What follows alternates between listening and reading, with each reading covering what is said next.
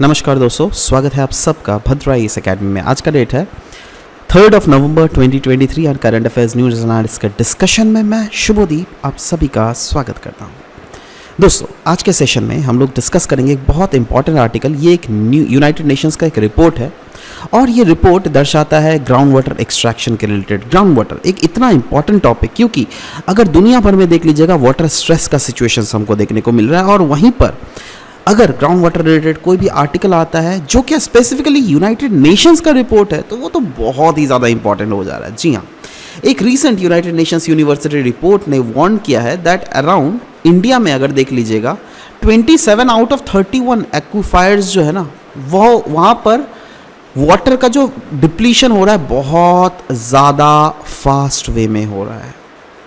Depletion क्या, ये water का डिप्लीशन क्या है? देखो, पहले तो हम लोग समझते हैं एक्विफायर क्या होता है, उसके बाद हम लोग समझते हैं दैट ये जो बोला गया है ना दैट बहुत सारे एक्विफायर इंडिया में वाटर डिप्लीशन हो रहा है, तो ये क्या?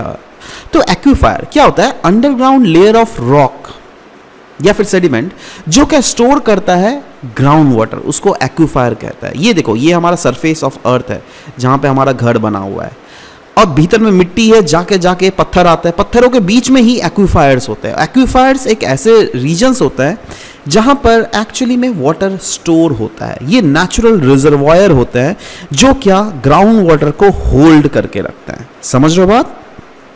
देखो, ये तो पिक्चराइजेशन किया गया ना एक्विफायर का। रियलिटी पता है एक्विफायर कैसा दिखता है? रियलिटी में कुछ एक्विफायर ऐसा होता है, देख रहे हो, दिस इज ग्राउंड और these are aquifers. Can you see this? These are aquifers. मतलब एक्विफायर जो है ग्राउंड के बीचों बीच अलग अलग रीजन्स में होते हैं, राइट? अच्छा, अब जो हम लोग क्या करते हैं, यहां पर पंप, हैंड पंप लगाते हैं ना, तो हैंड पंप क्या करता है दैट वहां की जो पाइप है वो नीचे तक जाता है और नीचे से पानी को एक्सट्रैक्ट करता है हैंड पंप। समझ रहे बात? अब यहां पे क्या बोला गया है दैट एक्चुअली में बहुत सारे इंडिया में एक्विफायर्स है जहां पे वाटर बहुत ज्यादा डिप्लीट होते हैं। डिप्लीट मतलब क्या? इसका मतलब वाटर जो वहां पे अवेलेबल है ना, वो धीरे धीरे वाटर का लेवल नीचे जा रहा है। इसी का मतलब होता है वाटर का डिप्लीशन। तो सवाल होता है, हमारे तो पूर्वज भी हमारे दुनिया में रहे होंगे, हमारे जो पास्ट जनरेशन, क्या तब क्या वाटर डिप्लीट नहीं होता था? तब क्या वो लोग पानी पीते नहीं थे?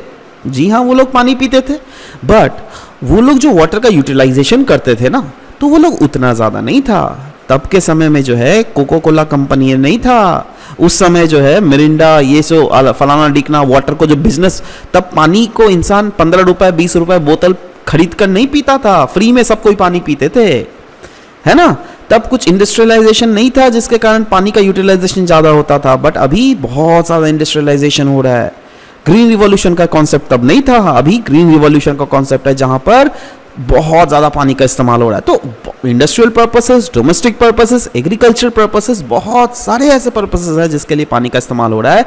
उसी के कारण पानी का एक्सट्रैक्शन जो है अंडर वाटर एक्विफायर से बहुत ज्यादा किया जा रहा है। और इसी के कारण इस रिपोर्ट में यूनाइटेड नेशंस ने एक वार्निंग जारी किया है। देखो, हमने जो आउट ऑफ 31 एक्विफायर्स को टेस्ट किया है उसमें 27 एक्विफायर्स तो ऐसे हैं जहां पर जो वाटर का जो लेवल है ना, वो दिन बर दिन नीचे ही जा रहा है, नीचे ही जा रहा है और नीचे ही जा रहा है।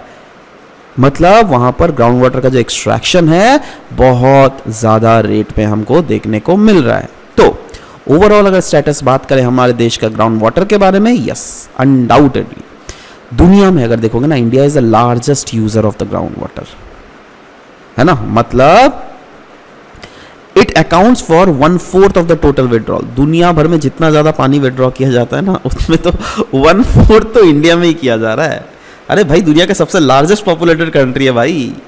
एनीवेज, 87% जो ग्राउंड वाटर का है वो इरिगेशन के लिए इस्तेमाल किया जाता है। और करंटली अगर देख लीजिएगा status, 67% of ground water units बहुत सेफ है।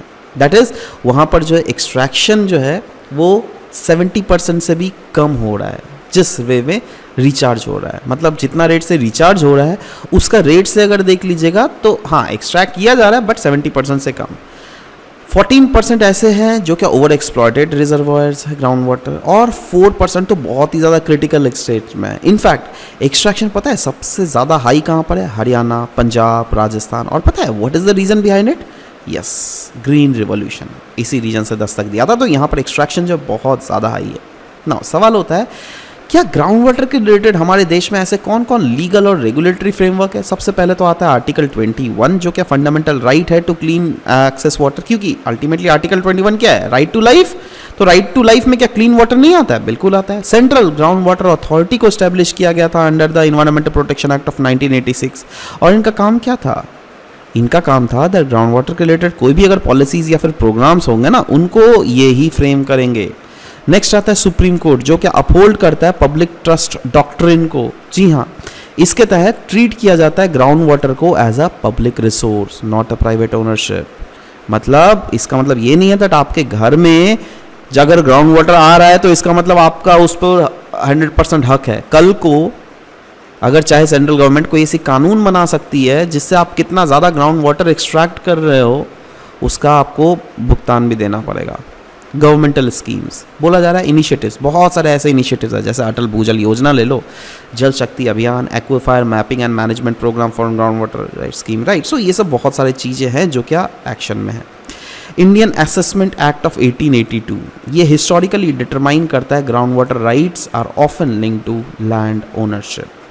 Central ground water board establish किया गया था 1970 को, जो कि डेवलप करता है ground water policies and programmes. वैसे ही मॉडल ग्राउंड वाटर बिल्स भी हैं जिसको रिवाइज किया गया मल्टीपल टाइम्स।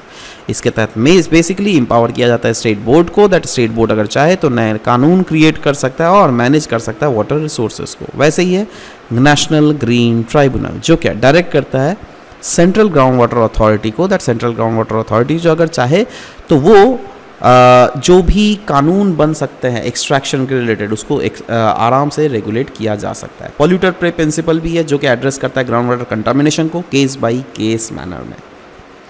सवाल होता है कुछ कुछ क्या इनिशिएटिव्स है? जी हाँ, बहुत सारे इनिशिएटिव्स हैं जिसमें नेशनल इनिशिएटिव्स तो आते ही हैं बट साथ ही साथ इंटरनेशनल इनिशिएटिव्स भी आते हैं। जैसे इंटरनेशनल इनिशिएटिव की अगर बात करें, yes, United Nations water summit on ground water 2022, इसको ऑर्गेनाइज किया गया जिससे अवेयरनेस को रेज किया जा सके ऑन ग्राउंड वाटर कंजर्वेशन। वैसे ही ground water making the invisible visible campaign है जिसको रन किया गया था बाय यूनाइटेड नेशंस वाटर, और ये थ्रू आउट 2022 रन किया गया था। मेन फोकस क्या था? मेन फोकस ये था दैट ग्राउंड वाटर को वैसे तो दिखता नहीं है ना आपको, अबे ग्राउंड वाटर तो ग्राउंड के भीतर है, कहाँ से दिखेगा?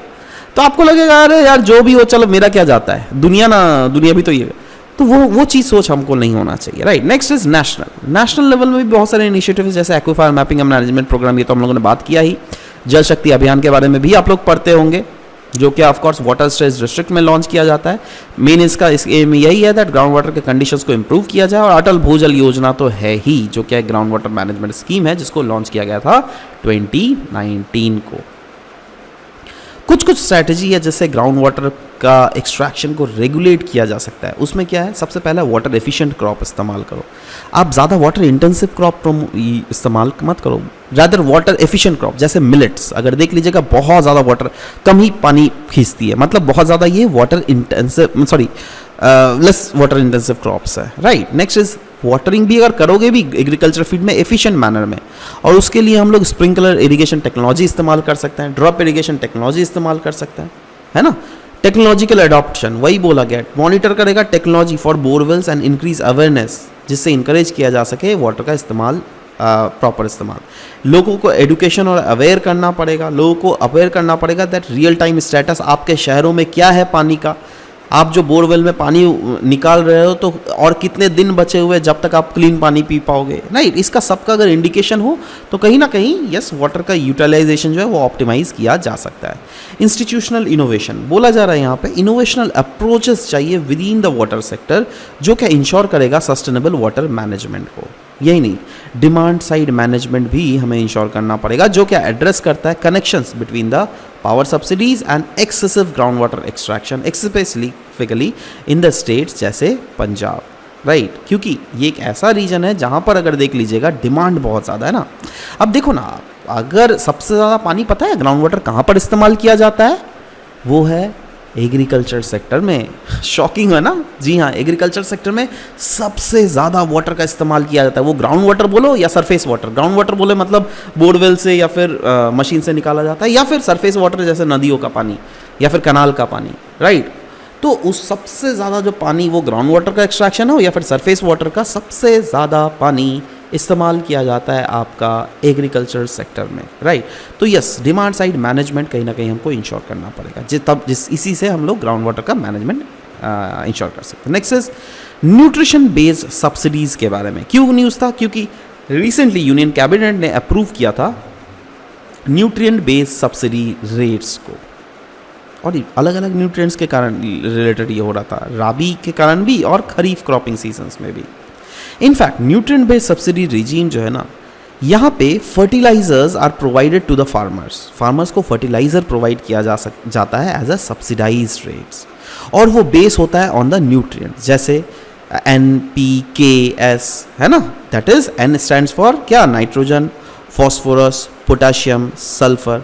उसके बेसिस पे सरकार जो है सब्सिडी प्रोवाइड करती है, जो क्या राबी सीज़न में अलग होता है और खरीफ सीज़न में अलग होता है। राबी सीज़न में अगर देख लीजिएगा तो वो नाइट्रोजन, फॉस्फोरस, पोटाशियम, सल्फर के रिलेटेड आपको सब्सिडीज प्रोवाइड मिलती है, बट वहीं पर खरीफ सीज़न में अगर देख लीजिएगा वो फॉस्फेटिक एंड पोटाशिक फर्टिलाइजर के रिलेटेड आपको ये दिया जाता है, राइट।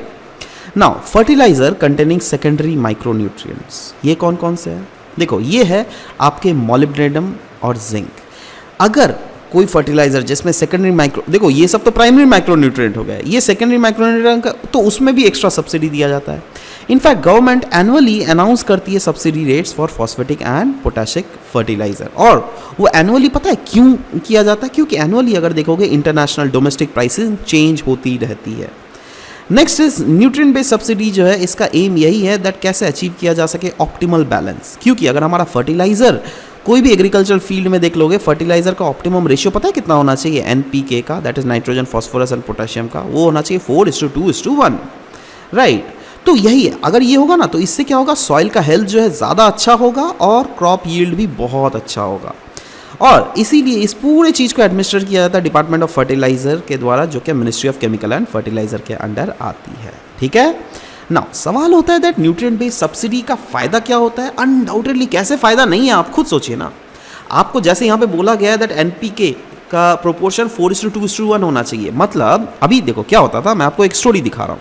जैसे सोचो एक है रामू चाचा, ठीक है, रामू चाचा का ये एग्रीकल्चर फील्ड है। अब रामू चाचा को क्या है, कोई सब्जी उगाना है यहाँ पे, या फिर कोई क्रॉप्स उगाना है, राइट, पैडी या फिर वीट उगाना है। अब रामू चाचा को क्या चाहिए? फर्टिलाइजर। ये फर्टिलाइजर के लिए कहाँ पे जाएंगे? कोई दुकान में जाएंगे, ये बोलेगा दुकानदार को भैया फर्टिलाइजर दो, है ना।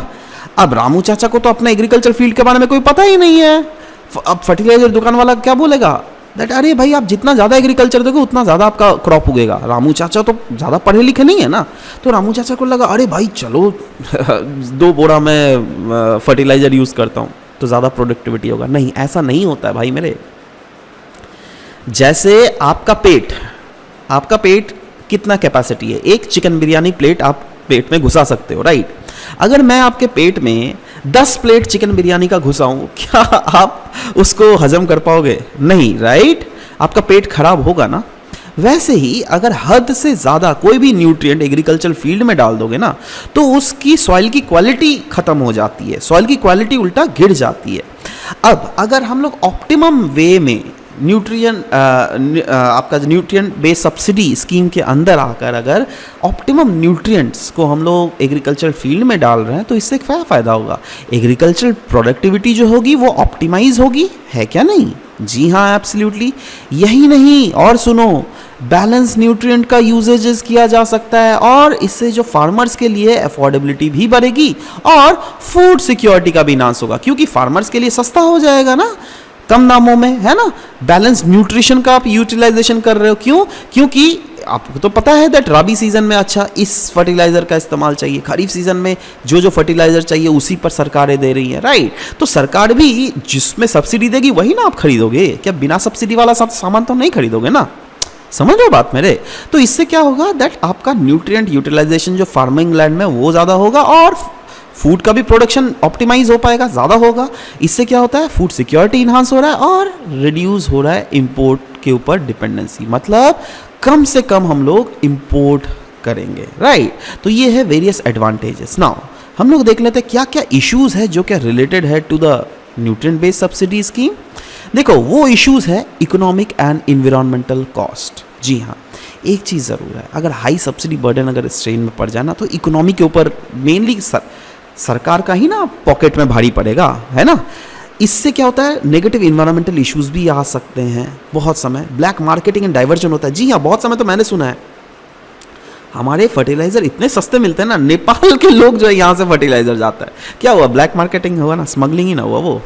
Next is leakages and misuse. देखो सस्ते दामों में सरकार देती है ना, अब क्या करा, वो जो है किसान तक नहीं पहुँचता, वो बीच में मिडिल मैन जो है हटा लेते हैं कुछ फर्टिलाइजर, और उसको वो फिर मार्केट में हायर प्राइसेस में बेचते हैं। तो वो हुआ ना, लीकेज और मिसयूज ही ना हुआ। और रीजनल डिस्पैरिटीज, दैट इज क्योंकि ऐसा कोई यूनिफॉर्म पॉलिसी नहीं बना हुआ हमारे देश में, जिससे अलग अलग रीजन्स के अलग अलग नीड्स होते हैं उसको डाइवर्सिफाई किया जाता है। आप खुद सोचो ना, आप सोचो एक बुंदेलखंड रीजन में जितना फर्टिलाइजर को इस्तेमाल चाहिए, और वही फर्टिलाइजर क्या तेलंगाना में इस्तेमाल चाहिए होगा? नहीं। वही फर्टिलाइजर क्या बराक वैली में आसाम में लगेगा? नहीं, राइट। अलग अलग प्रोपोर्शन लगेगा ना।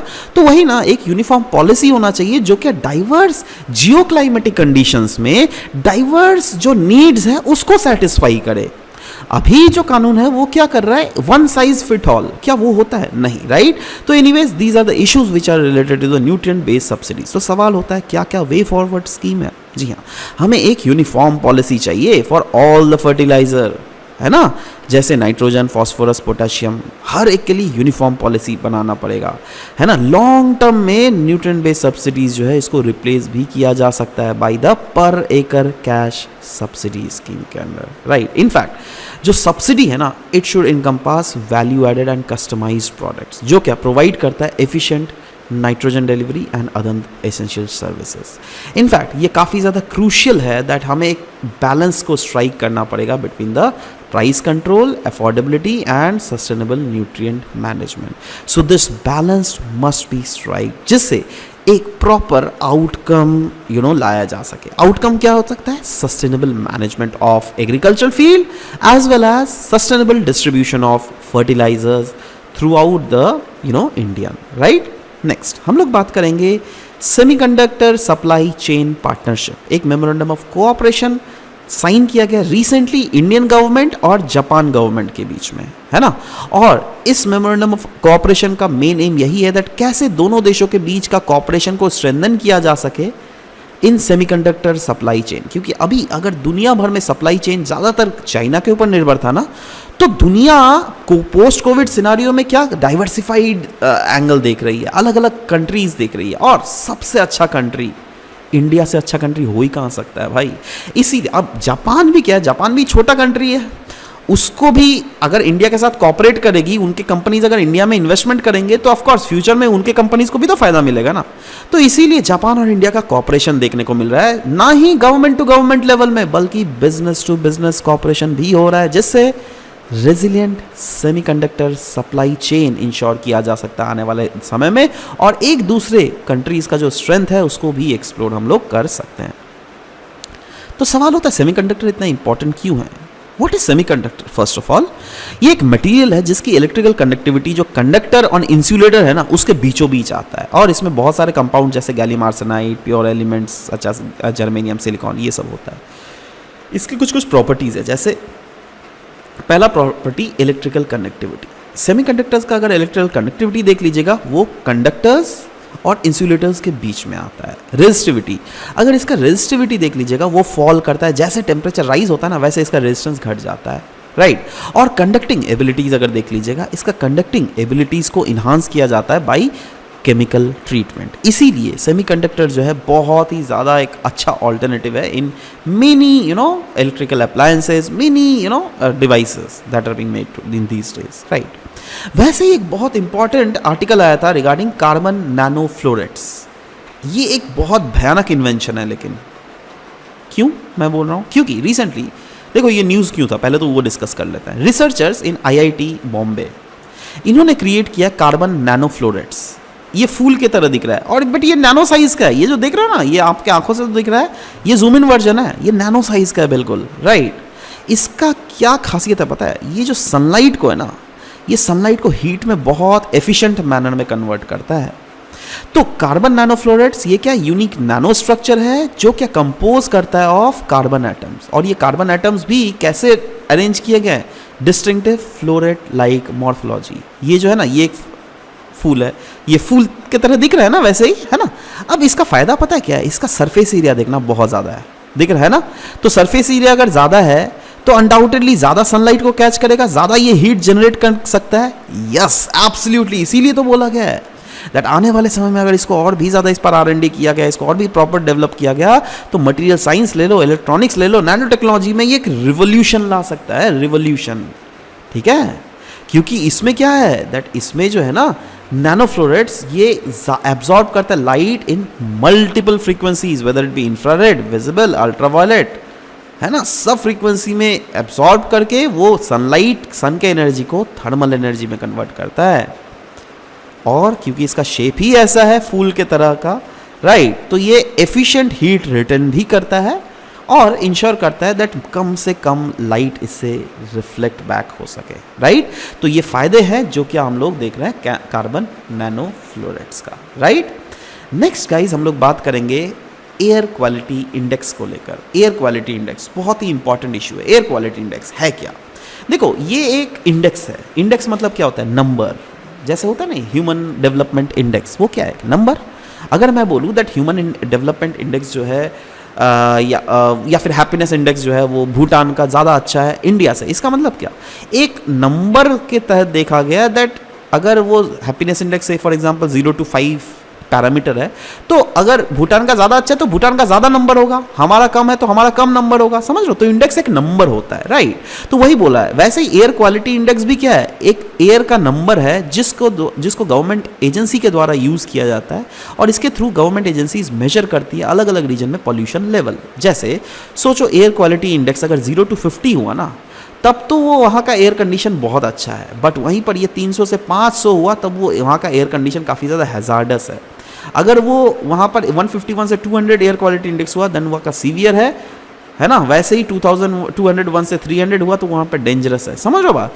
तो अलग अलग पैरामीटर देख लो, एयर क्वालिटी इंडेक्स का जो अलग अलग लेवल है वो अलग अलग हेल्थ इश्यूज़ को यहाँ पे फोकस करवा रहा है, क्लियरली हम लोग को दिख रहा है, राइट, है ना। सो वही बोला गया, there are 6 air quality index categories, जहाँ पे आप देख भी रहे हो, good, unhealthy, poor, severe, dangerous और हैजार्डस, राइट। नाउ ये जो मेजरमेंट है ऑफ एयर क्वालिटी इंडेक्स ये रिक्वायर करता है an air monitor and an air pollutant concentration over a specified average period. मतलब ये एयर क्वालिटी इंडिकेटर से फॉर एग्जांपल दिल्ली में सफदरगंज एरिया में लगा दिया गया, राइट। तो वहाँ पर ऑफ कोर्स उस रीजन के एयर क्वालिटी को ये मॉनिटर करेगा। वैसे ही अगर सोचो गुवाहाटी के पल्टन बाजार में लगा दिया गया तो ये पल्टन बाजार का एयर क्वालिटी मॉनिटर करेगा। वहीं पर अगर मालीगांव में लगा दिया, मालीगांव का एयर क्वालिटी करेगा। अगर वहीं पर जोरहाट में लगा दिएगा, तो जहाँ पर मैं इन जनरल बोल रहा हूँ दैट कोई भी लोकेशन में अगर लगा दिया वहाँ के एयर क्वालिटी को ये बतलाएगा। और ये अलग अलग रेंजेस में है जो क्या अलग अलग कलर कोडिंग के थ्रू दिखाया जाता है। और वो रेंजेस क्या है वो आपको दिख ही रहा है, 0 to 50 एक एयर क्वालिटी इंडेक्स का रेंज हुआ जिसमें air quality is very good. But वहीं पर अगर इसका एयर क्वालिटी देख लीजिएगा काफ़ी ज़्यादा डेंजरस हुआ, है ना। तो ये चीज़ है। और इसी के साथ आज का सेशन यहाँ पे समाप्त होता है। आशा करता हूँ चीज़ों को आपको समझ में आई होगी। अगर समझ में आई होगी तो yes, you can share these all videos with your different other friends.